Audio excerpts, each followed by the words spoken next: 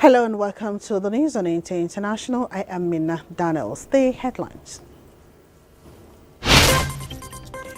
United Nations raises alarm over hostilities in Gaza. Japan, South Korea and China agree to promote peace on Korean Peninsula. Nigeria joins global community to 2025 World Water Day.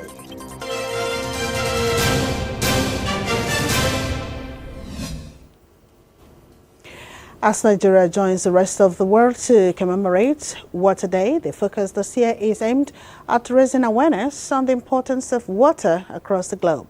The federal government, UNESCO and development partners say achieving water security in Nigeria is not just a necessity, but also the responsibility of all citizens.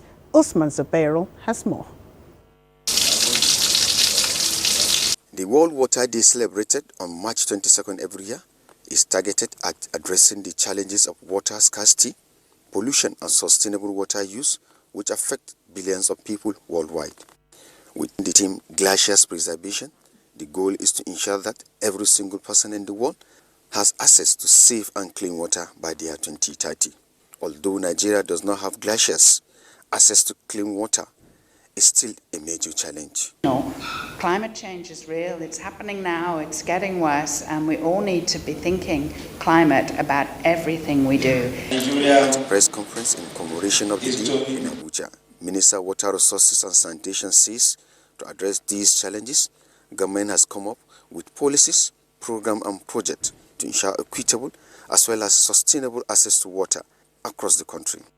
Providing basic drinking water services to 6 million people, offer improved sanitation services to 1.4 million individuals, enhance wash facilities in 2,000 schools and healthcare centers, and support 500 communities in achieving open defecation-free status. In observance of this year's World Water Day, the Ministry of Water Resources and Sanitation launched a companded climate-resilient wash technical report document and inaugurated a water project at the National Youth Service Corps NYSC orientation camp at Kubwa in Abuja. Usman Zubairu, NTAi News. Meanwhile, Federal Minister of Water Resources and Sanitation had organized a sensitization walk aimed at raising awareness on World Water Day celebration. Usman Zubairu again reports that the World Water Day is celebrated on March 22nd every year to raise awareness on the importance of water across the world. According to a report, about 2.2 billion people all over the world lack access to safe water source. Therefore, the goal is to ensure that every single person in the world has access to safe and clean water by the year 2030. Addressing newsmen shortly after the sensitization work, which started at Eagle Square and terminated at the NTAi headquarters, Permanent Secretary and Minister of Water Resources and Sanitation Richard Filangwa said the work underscores the importance of water in the society and critical role of the ministry in pushing for safe and clean water in the country. In the society, water is life, and so good. The Water Resources Ministry has done so much to alleviate the suffering of the masses in respect of potable water. He noticed that NTAi, being the largest news outlet in Africa, is the best place to carry out the sensitization. Nigeria joins the global community in celebrating Namibia's 35 years of freedom and self-determination. Nigeria's Minister of Foreign Affairs, Yusuf Tuga, reaffirms Nigeria's commitment to strengthening the long-standing bonds of friendship and cooperation between the two nations. In a congratulatory message, Yusuf Tuga extends his felicitations to the Minister of International Relations and Cooperation of the Republic of Namibia on the occasion of their country's independence anniversary, which marks a significant milestone in Namibia's journey to independence on March 21, 1990.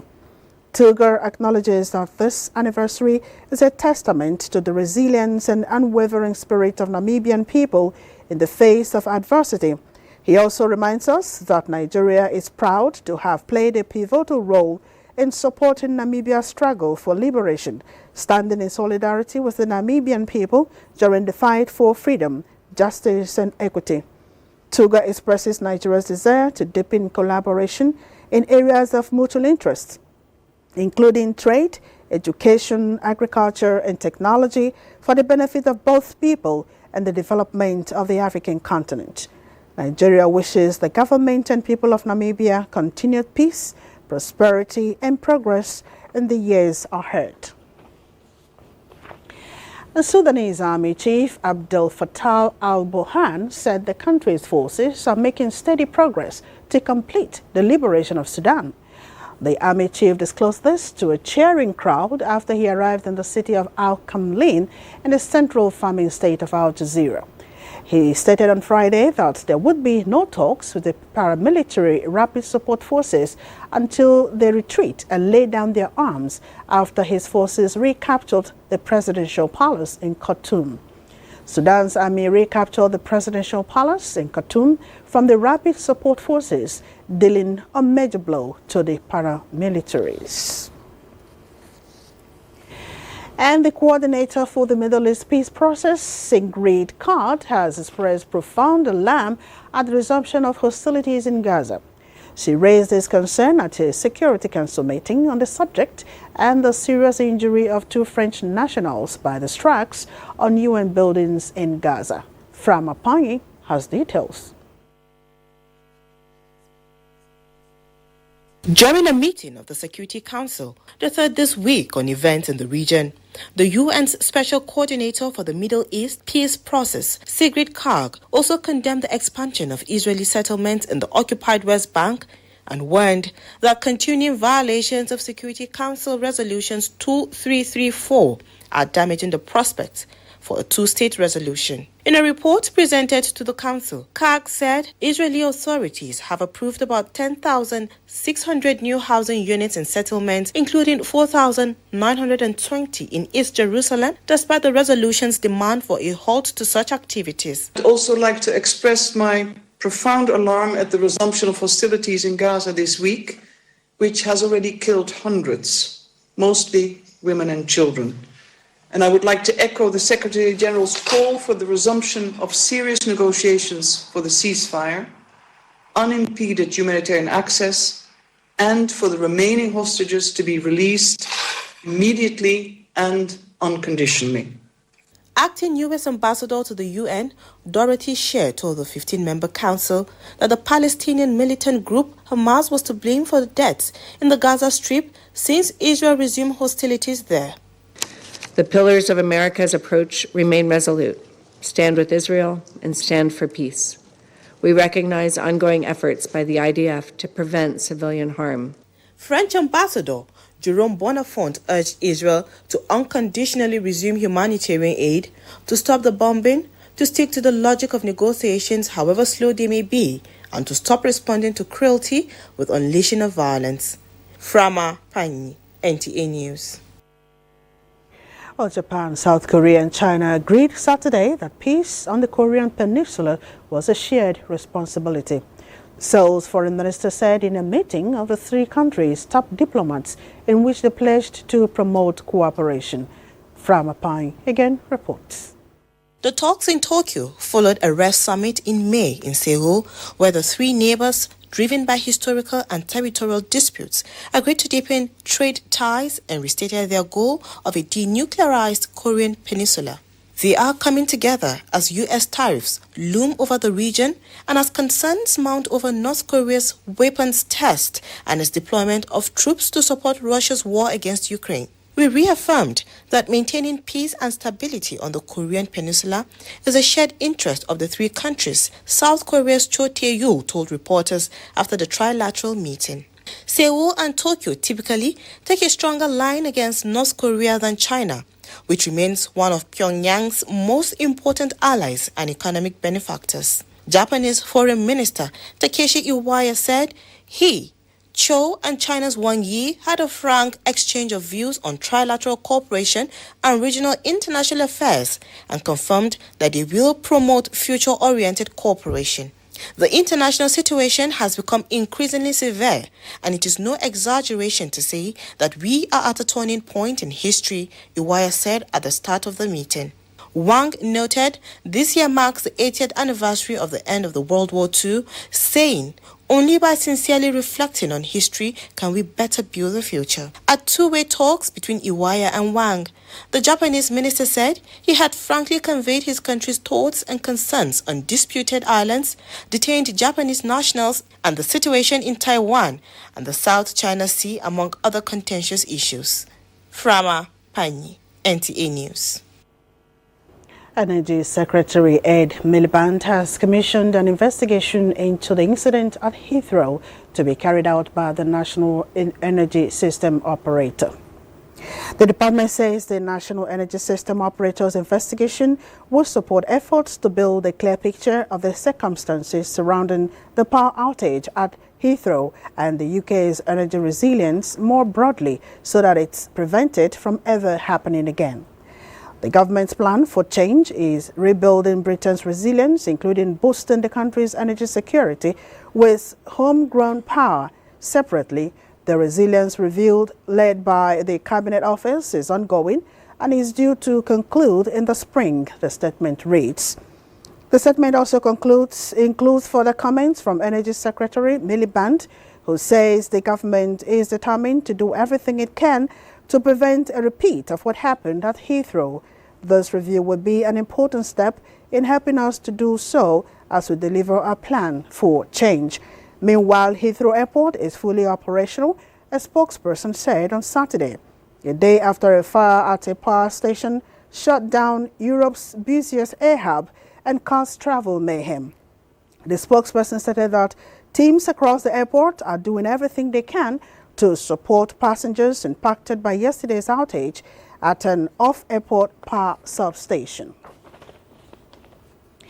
And Pope Francis plans to make his first appearance in more than 5 weeks on Sunday, offering a blessing from the window of his room at Rome's Gemelli Hospital as he battles double pneumonia, the Vatican said.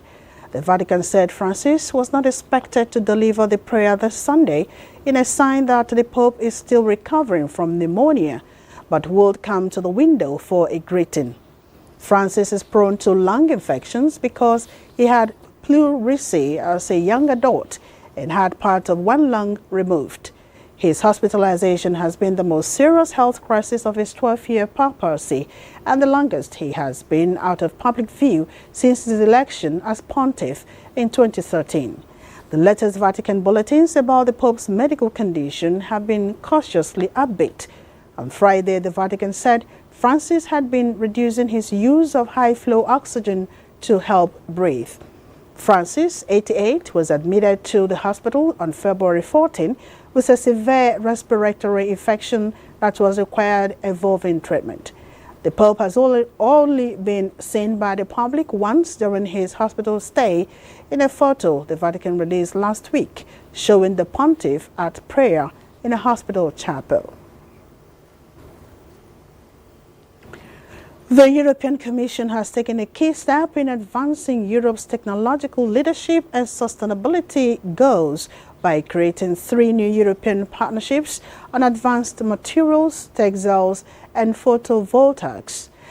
Haman Jabani reports that these partnerships will drive growth, sustainability, and resilience, contributing to a strong, inclusive, and globally competitive Europe. The 3 new partnerships will complement and strengthen the existing portfolio of 12 co-programmed partnerships that were launched following the Horizon Europe Strategy Plan 2021 to 2024.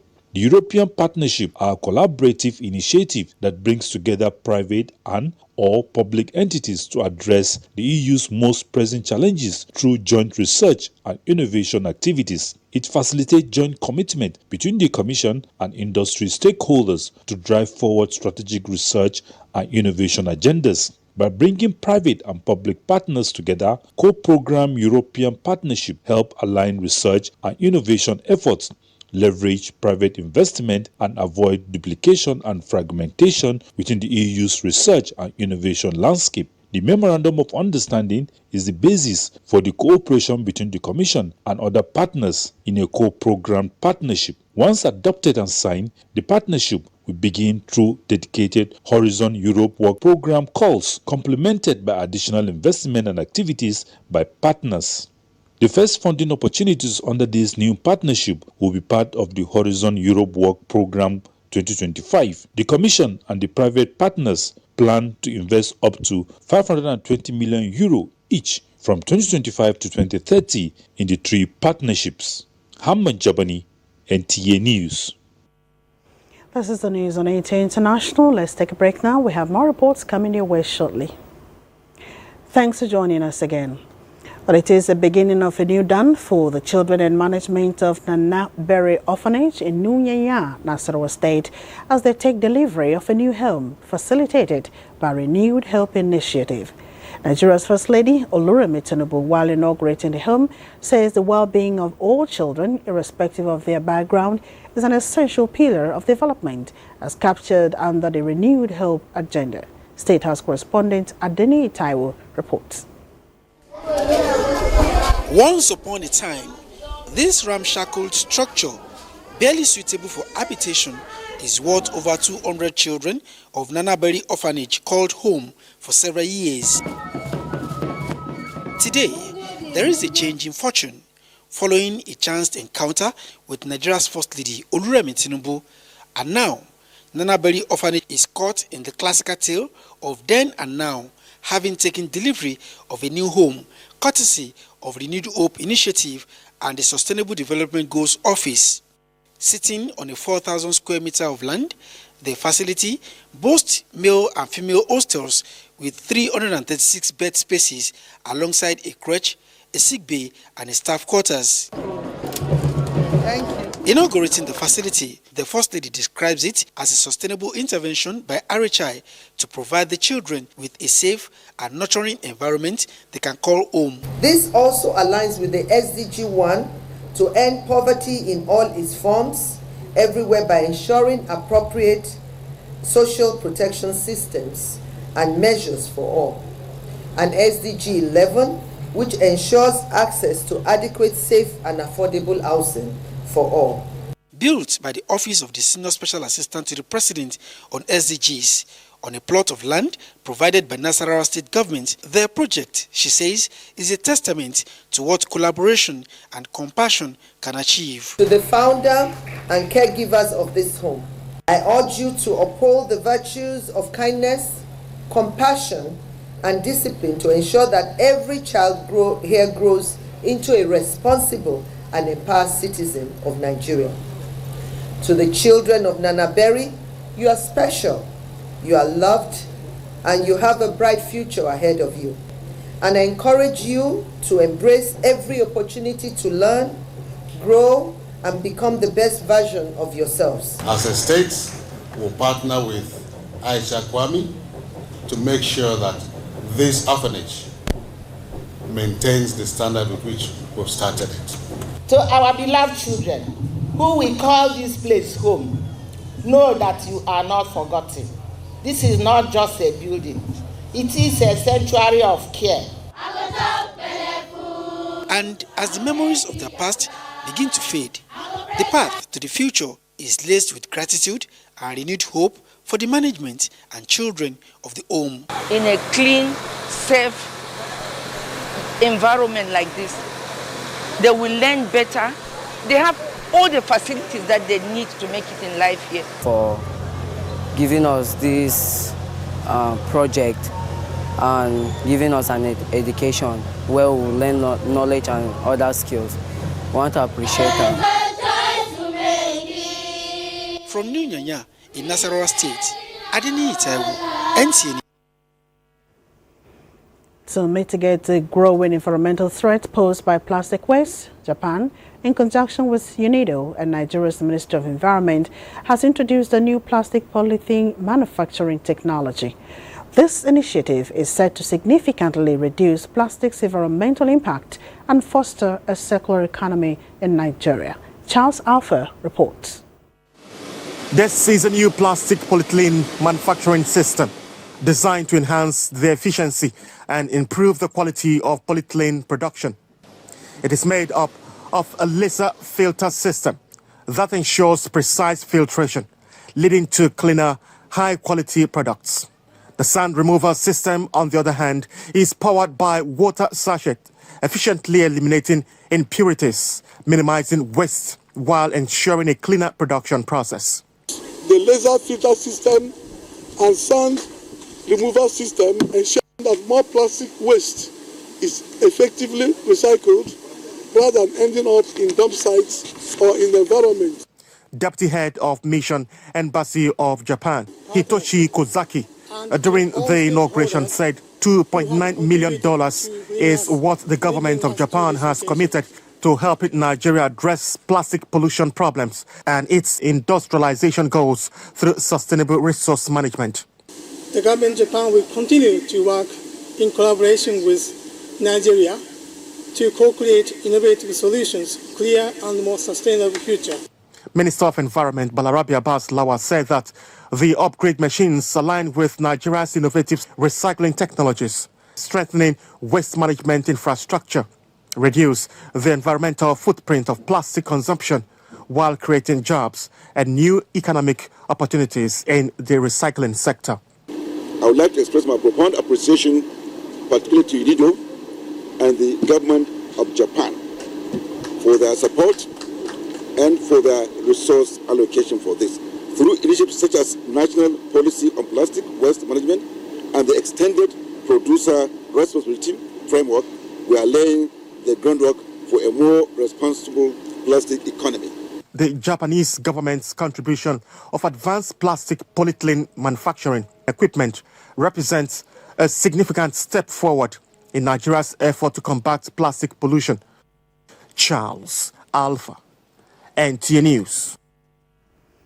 Federal government is targeting an annual production of 10 million tons of steel by 2030 as part of efforts to reduce Nigeria's reliance on imported steel and strengthen the local industry. Minister of Steel Development Prince Shaibu Abubakar Audu disclosed this during a facility tour of the National Steel Raw Materials Exploration Agency during his 2-day working visit to Kaduna State. Ekene Ndilwe reports. Reports show that Nigeria produces about 2 million metric tons of steel annually, a figure the Minister of Steel Development says falls far below the targeted 10 million metric tons by 2030. The National Steel Raw Materials Exploration Agency is the body mandated to conduct exploration of steel raw materials, critical in the national plan to boost domestic steel production for industrial growth. The minister's tour of facilities at the agency shows efforts in exploration activities across the country, as he promised that government is addressing funding gaps in the sector. We're trying to get to 10 million metric tons by 2030. So it's a big task, it's a big goal. For us to succeed in achieving Mr. President's vision of industrializing Nigeria for you and I, all hands must be on deck, from the ministry to the agency. It is necessary for government to provide special intervention fund worth up to about 54 billion to complete the Obi Lafia coal project. When this coal project is fully developed, it is capable of reducing the importation of coking coal, as it is one of the major raw materials needed in steel production. It was also a homecoming for the minister, who visited his alma mater, Command Children's School, Kaduna, where he shared moments to motivate the students. In Kaduna, Ekene Ndulwe, NTAi News. The House of Representatives has denied allegations that its members received a $5,000 inducement to ratify President Bola Tinubu's request for a state of emergency declaration in Rivers State. Deputy spokesman of the House, Philip Abwase, described the allegation as false and malicious. He said Thursday's resolution endorsing the state of emergency declaration in Rivers State was done out of patriotism and in the interest of restoring lasting peace to the state, as well as ensuring national stability in line with the constitutional responsibilities of Parliament.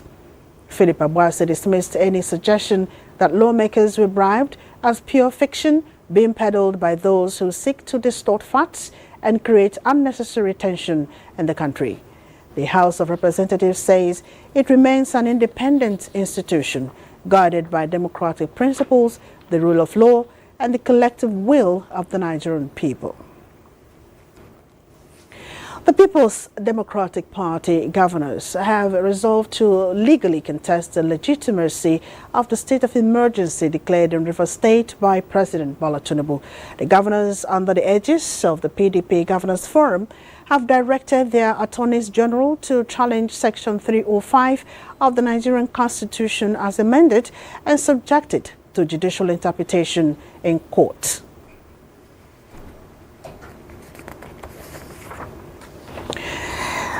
President Bola Tinubu congratulates Mrs. Ndidi Okonkwo-Nwuneli MFR on her 50th birthday, lauding her as an exceptional daughter of Nigeria with remarkable global influence. Ndidi Nwuneli's contributions to transformational leadership are profoundly inspiring, and this milestone celebrates her numerous achievements and the significant positive impact she has made in local and international communities, the president said in a statement. President Tinubu commends her decades-long dedication to advancing agriculture, nutrition, social innovation, and women's empowerment across Africa. Generation of innovators and change-makers across the continent. As she commemorates this golden milestone, the president wishes her continued strength, global impact, and fulfillment in her journey of nation building and international leadership. And that's the news on NTAi International. Many thanks for your company. I am Mina Donalds.